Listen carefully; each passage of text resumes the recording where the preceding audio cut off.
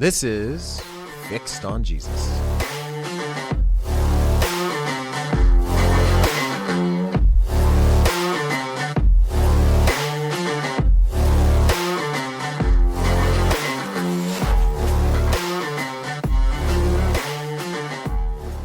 Hey everybody, welcome back to Fixed on Jesus, the podcast that is for CenterChurch in Gilbert, Arizona. We're recording at the building of CenterChurch in Gilbert, Arizona, and my name is Rich, and as always, I'm joined by Mark Johnson. How are you doing, Mark? I'm doing good. How are you, Rich? I'm well, and then we have behind the glass Heather Corbett. Hi, everybody. And we are talking about what this morning? Well, we're talking about evening. I don't want to give away when. Okay, we're you told us recording. where, but you're not telling us when. That's right, because this is evergreen. That's right. Well, before we get into the topic, Yes. I just noticed that we both have a gray shirt on. Is that gray? Mine's like a darker gray. Is that gray? I think it's gray. It's gray. That color looks a little purple to me. Purple. Is it purple? No. Not at all. I'm a little bit like a dark purple. So like I'm hearing impaired, and you're. I have trouble with colors. Right. I gotcha. Yeah. Okay. Exactly. Anyways, we're not talking about that, but it's an interesting situation. We got a good email, and we decided to turn it into an entire regular topic. So I'm going to hit the bell just to do justice. To the email bell. To the email bell. And so this one is surrounding missions. Okay. And this is from Joshua Parker. Okay. Good morning. I have a couple of questions that I... See, I knew it was morning somewhere. You knew... Yeah, exactly. There you go. Good morning. I say good morning. We're close. I mean, it's morning somewhere. I think we can say confidently, it is morning somewhere. It's morning somewhere. That's right. Go. It's 5 o'clock somewhere, too. That's not what we're referencing, Mark. Okay, well, We're anyway. a Christian podcast. But anyway, go ahead. I have a couple of questions that I don't think have been discussed on the podcast yet. What is our church's theological and practical position on missions? I know we do Rancho 3M, but I'm curious to find out if we do anything else. Also, I know Rich is involved with mission work across the Sovereign Grace community, and I really would like to hear what that looks like. And then there's two more parts. How does missions differ from evangelism? And then the third part is, as a student at a Christian university where the vast majority of students are Christian, what does it mean to be in or on mission for Christ? Is it excellence, Christ-focused perspective, constant joy, or something else? Yeah. Thank you, guys. I love listening to the podcast and learning about our church and the Lord. Sincerely, Joshua Parker. Excellent. Thanks, Joshua. That's a great question. It is. Yeah. You're going to have to remind me of all the parts because there was like 9 questions Sure. in that one question, which is great. That's a great topic. I was cut apart. Just reflecting on that email, I thought it would be helpful to include a couple of different definitions. Yeah. So like missio Deo, or mission of God. Yeah.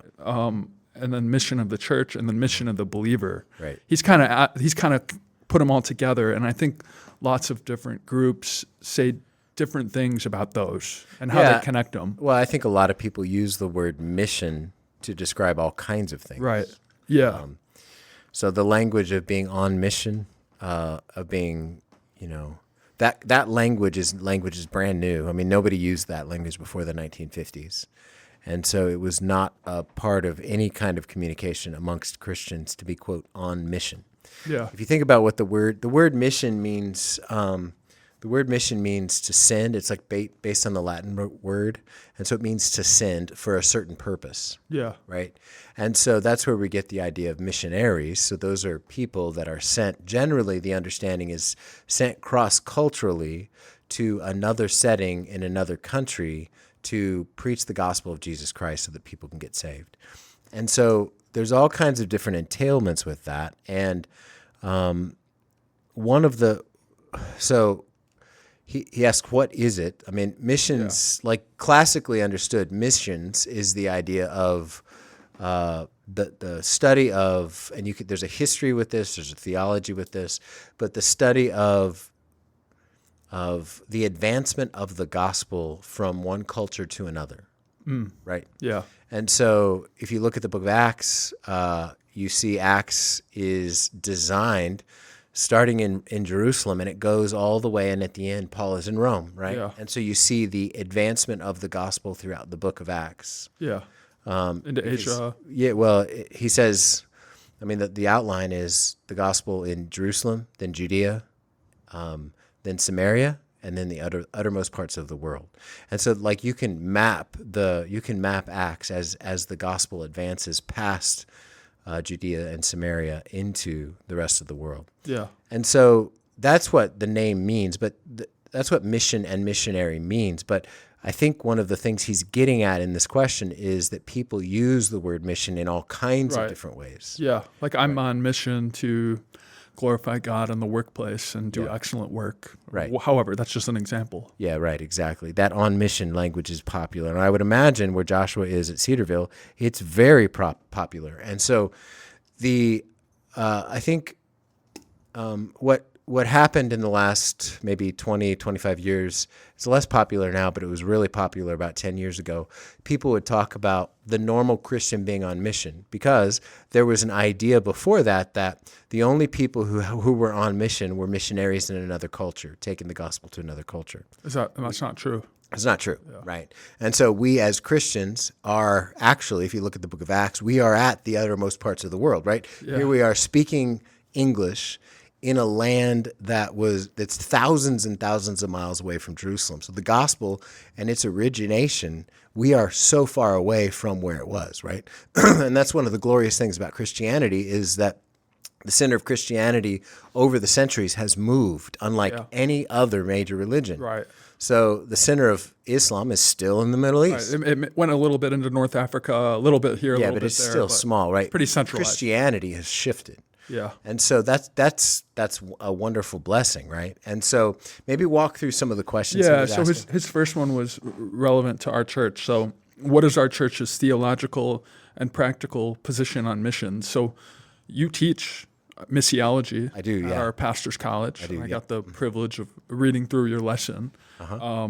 So I guess you could start with our church, but also he's just genuinely interested about what that looks like in the denomination. And I know we've chatted a little bit about that before. And he was just wondering, it's almost like he wanted to specify which ministries we have here are missional. So he I would pointed say, out Rancho 3M. I would say the whole church is missional, and I would say this is the reason. Yeah. And so we look at Matthew chapter 28 in verse 18, where this is the mission of the church. And Jesus came and said to them, this is the disciples, all authority in heaven and on earth has been given to me. Go therefore and make disciples of all nations, baptizing them in the name of the Father and of the Son and of the Holy Spirit, teaching them to observe all that I have commanded you. And behold, I am with you always to the end of the age. And so there, that's the Great Commission, and that's the mission of the church, which is to go and make disciples, right? Yeah. So that there is implied that to make a disciple then is to go with the gospel message of Jesus Christ. So we're not going to go and do ecological protection. We're not going to go and do ecological work primarily. No. We're not going to go and even do humanitarian work primarily. So we want to do good works, but we want the good works to be accompanied by good news. Right. And so primarily for most Christians, that's going to be in their neighborhoods, in their communities, in their church, in the places, in the people, in the places. They're going to interact with people around them at their children's soccer games, schools, at the retirement community, at work. Everywhere we go, we're on mission to share the gospel of Jesus Christ so that people might get saved, get baptized, and be taught everything that Jesus commands, right? Yeah. Now, so I don't like using the word, I don't often say missions because of the misunderstanding. Right. And so we are all involved in missions.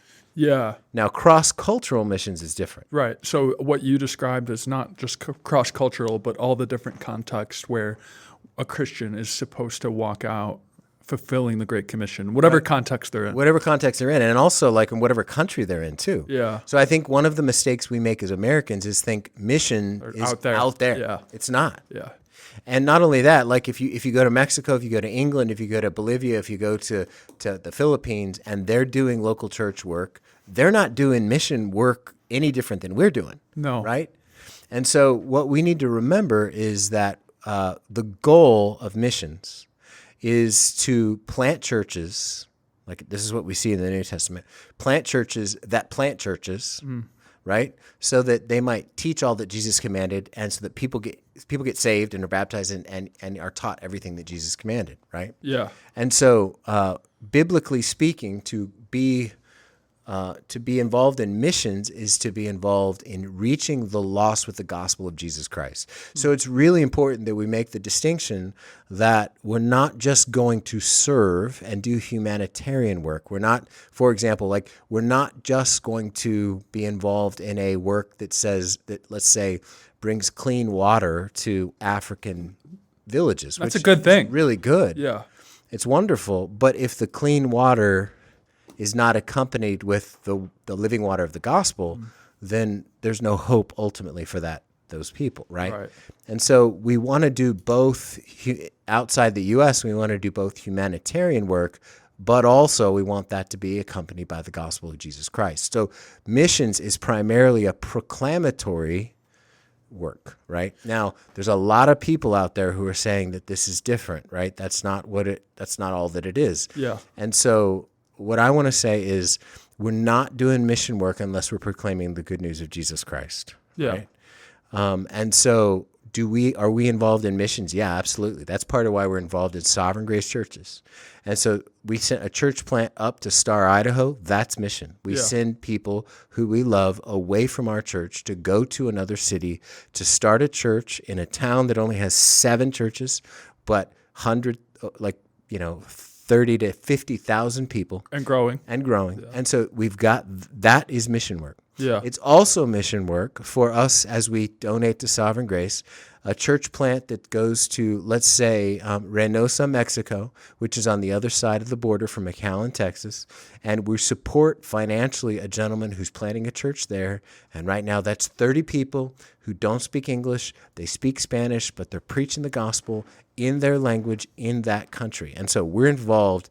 We might not be involved directly in that we're sending people, but we're involved indirectly by funding, and I have a role to serve in Latin America, right? Yeah.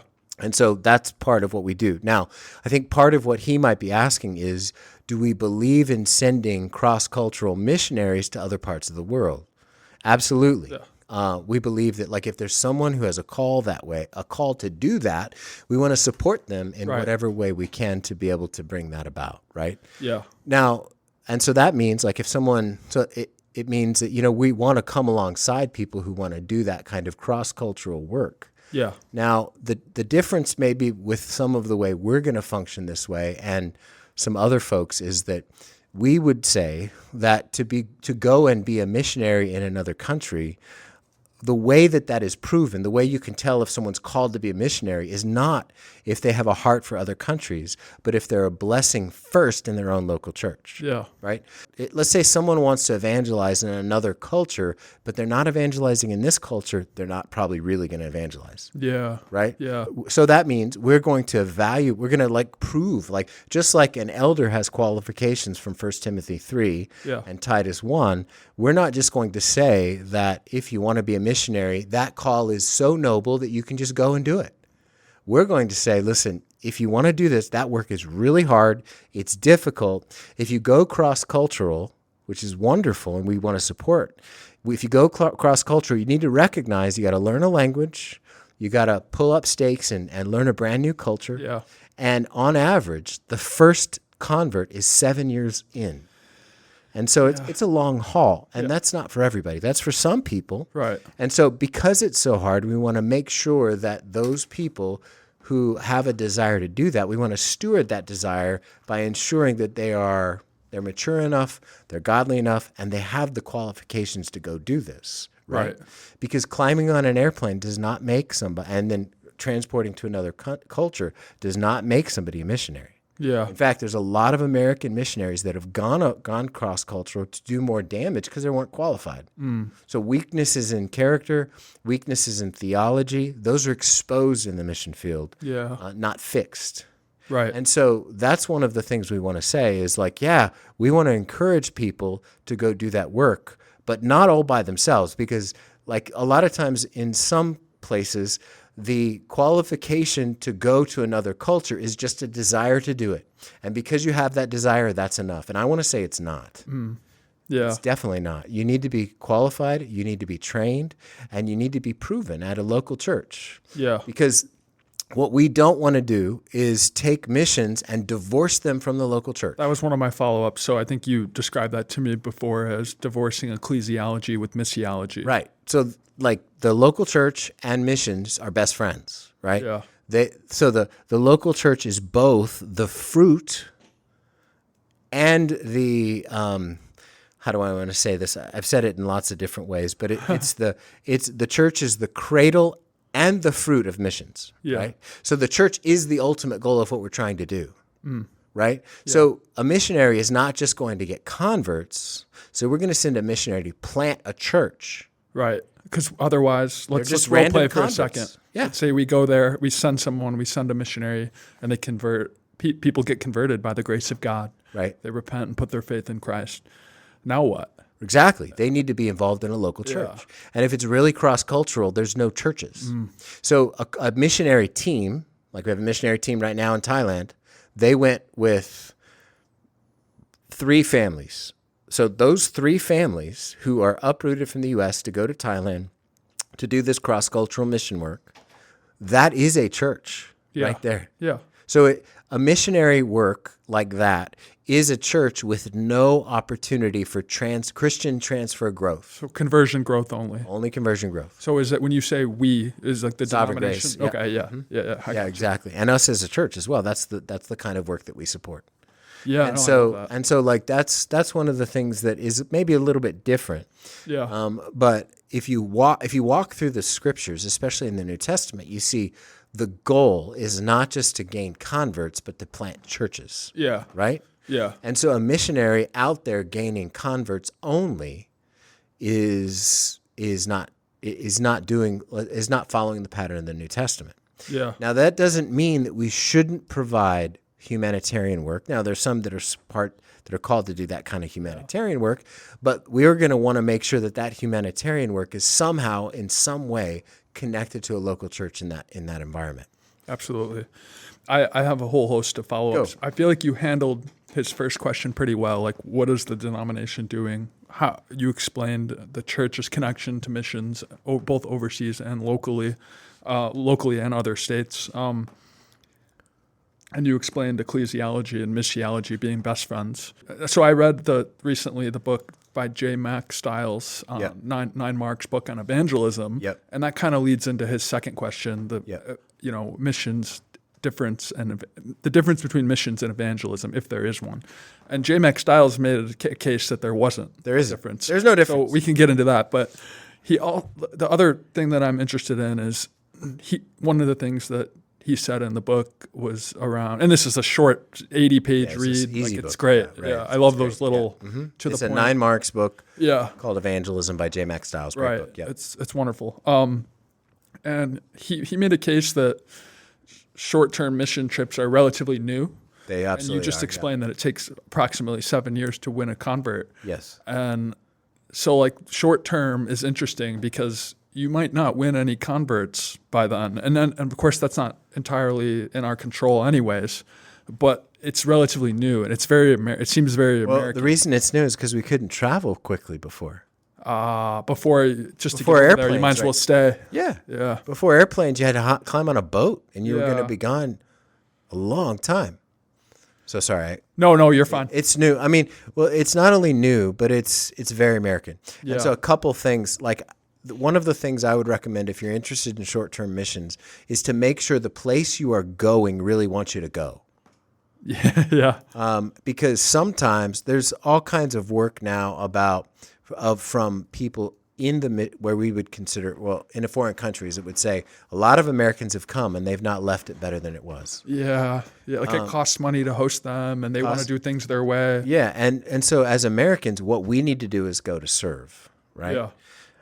We want to make sure that it's easy for people to host us. So like, for example, we're connected to an orphanage at Rancho 3M, and so that's humanitarian work. We go and we support that orphanage by doing projects around the orphanage. We give gifts to them at Christmas time. We preach the gospel to them, but really what we're doing is supporting the work of the orphanage there. Yeah. And they're doing the work of mission, and we're just coming along to support, which is wonderful, and that's great. And there's other organizations like that we're connected to, so that's totally valuable. Yeah. And so what we want to do is when we go to the orphanage, we're going to bring our own food. We're going to bring all the things that we need to make it easy Not a for them hotel. to host us. Right. Yeah. And so it's the same thing. If we go to other countries, we can't presume on people to it's expensive to receive Americans. And so we want to make sure that we have a relationship that's good enough so that we can ask these questions and say, is it really a blessing for us to come? Yeah. Because it may not be. Yeah. And that makes a sense. lot of not a lot, but enough short-term missions organizations are about the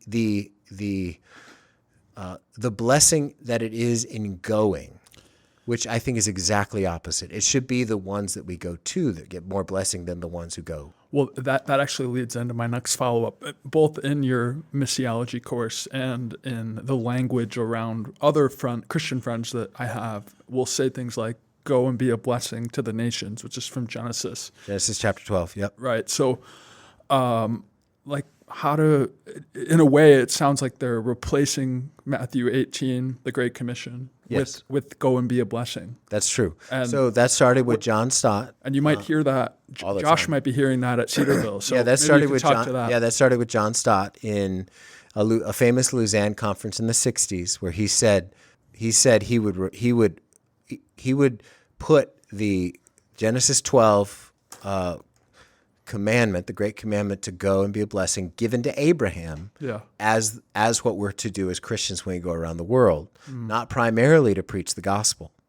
And so that's where I would absolutely positively disagree. Yeah. So there are many organizations that can be a blessing with hygiene, with literacy training, with teaching people how to plant crops, with medical supplies and things like that. But we as the church, not our church, but the church in general, are the only ones that have the words of life, and we need to make sure we communicate that to people. Yeah.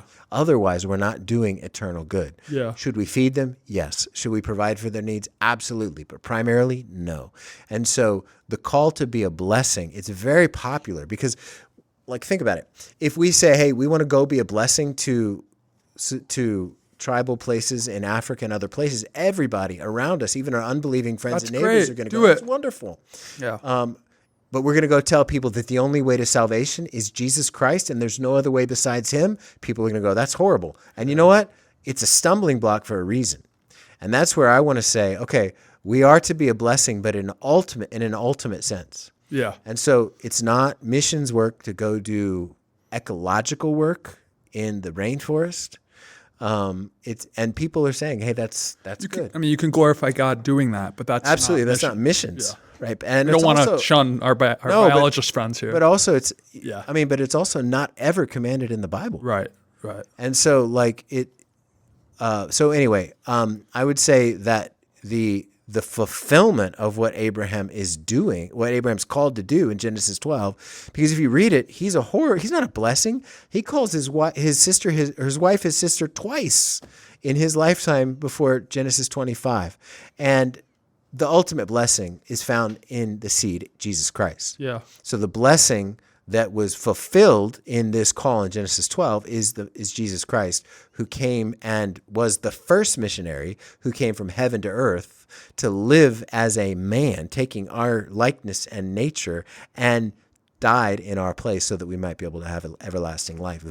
He's the first missionary, and therefore he's the one who dictates what the mission of the church is in Matthew chapter 28. And so I would say it's a wonderful idea to be a blessing, but that's not our primary call. Yeah, no, I love that.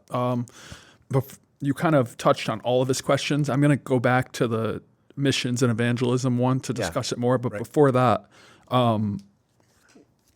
you described the mission of the church, the mission of God. What about, how does one figure out their own mission? Well, one more thing on the mission of God. God's mission and our mission are different. Right. People convolute those two things too. They do, absolutely, because not everything God's called to do or promises to do, we do. He doesn't need us either. He doesn't. He's going to do the new heavens and the new earth all by himself. He doesn't need us. That's not part of our mission. Yeah. Right? Right.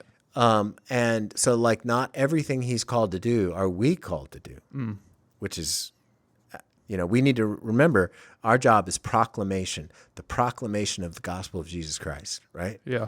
And so, anyway, and so what is our personal mission? Yeah. The way to find out what our personal mission is to be in community, to be with a community of people in the church where you can practice you can have the discipline of serving in ways that you enjoy and serving in ways that are just needed. Both. Yeah. And also recognizing that people are going to look at you and say, hey, listen, as you serve in these ways, I can see the Lord's blessing, and it seems like you might be called to do X, Y, and Z.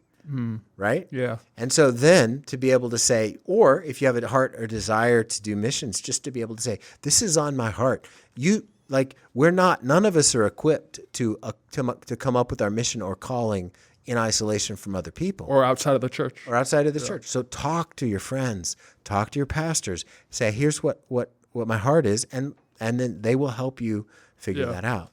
And so I think one of the things that's a mistake in modern American missions is that people feel like they can do that all by themselves. They don't need anyone else. Well, the culture teaches you to pick your own mission and figure it out for yourself and look inside. Right, which is. And that, some of that culture seeps into the church. Yeah. If you want to have the worst advice you can have ever in the history of the world, it's follow your heart. Say that again. If you want the worst advice you can ever have is follow your heart. All right. That's the worst advice. You heard it here first. In the history of the world. Follow your heart. Mm-hmm. And so that's where we should not follow our heart. We should follow wisdom. Yeah. We should fear the Lord, follow wisdom, and do it in community. And so I trust, and I know it's, and then in going and being sent, you have much more confidence because it's not something you did in isolation. Right. It's not something where you saw a YouTube video and you go, "Oh my gosh, that's it. That's awesome. I want to do that," with stirring music in the background and men with feathered hair and all that kind of stuff. But rather, actually, you live real life with real Christians, and they say, "I think you're gifted to do this." Yeah. And you go, "Okay." Oh, that's great. All right, so we'll circle to missions and evangelism. Yeah. Are they the same? Absolutely. Just that's it. No more no questions. Like yeah. We make the distinction because we're Americans. Right. But if the pattern in the in Acts that you talked about was Paul or someone was sent, he's preached the gospel, people got converted, they formed a church, and then he wrote letters to correct them. Or something encourage like them. It's not all encourage them, It's not all correction, Mark. Goodness gracious. Yeah. Being a little I got a little pessimistic bend. Yeah, right, exactly. On the epistles. If I were to, I know what people, generally missions means cross-cultural. Evangelism means where you are. But that distinction is, I think it's too fine. Evangelism and missions are the same thing. Yeah. And I think what we need to recognize is that we're all called to evangelize. We're all on mission for Jesus to make sure that the people that are in our lives that are not Christians know that and know that we're Christians and they understand what the gospel is. That's great. So I think there's just one little part of his email that we maybe didn't exactly touch on. What to be in mission for Christ, and he asks some specific things. Is it excellence, Christ-focused perspective, constant joy, or something else? To be on mission for Christ is to be a Christian in the world today. Period. And it means exhibiting the fruit of the Spirit. It means growing in godliness. It means reaching out to unbelievers. It means encouraging believers. It means being involved in a local church. It means following Jesus. It means, like what we see here in Matthew chapter 8, teaching them all that I have commanded. It's doing what the Lord has commanded us to do. Yeah. That's being mission. Love it.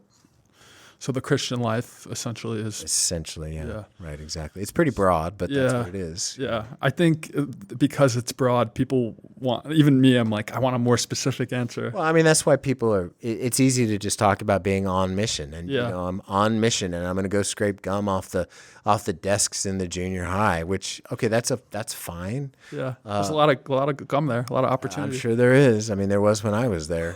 I was like, but if it's not connected to proclamation, what is it? Yeah, love that. And so, anyway, that's a great question by Joshua. Yeah, we haven't really discussed missions in depth on here, so yeah, we appreciate the email, Josh.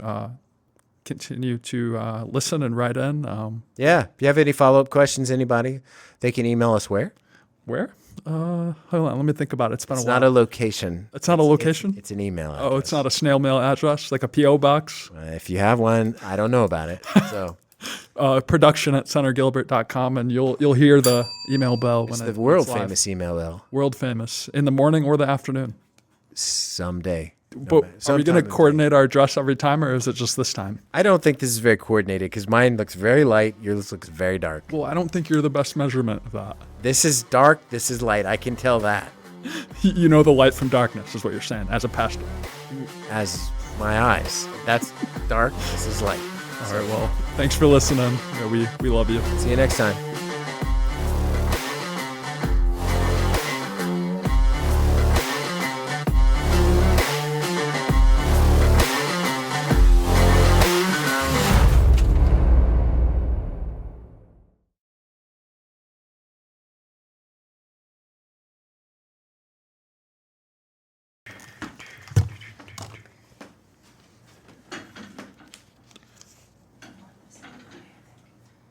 Oh, how to use my new phone. When did you get that? A couple days ago. Saturday, I think it was. So you have two. Well, Which one do you call? that's the only one that's working. This one is not She hasn't connected yet. Switched it yet. Yeah. I need glass protection and Oh, yeah. all the junk, that is not free. Yeah, right. Okay, and I want this one because I want to be able to use this angle when you're speaking, and then this one, and eventually we'll have 3 Okay. one day. Okay.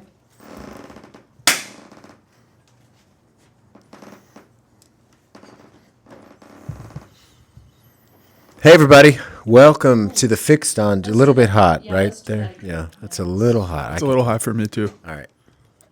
Try it again. Yeah, I forgot to ask you to do that. Test, test, test. Hey. Okay. Happy Thursday. Okay.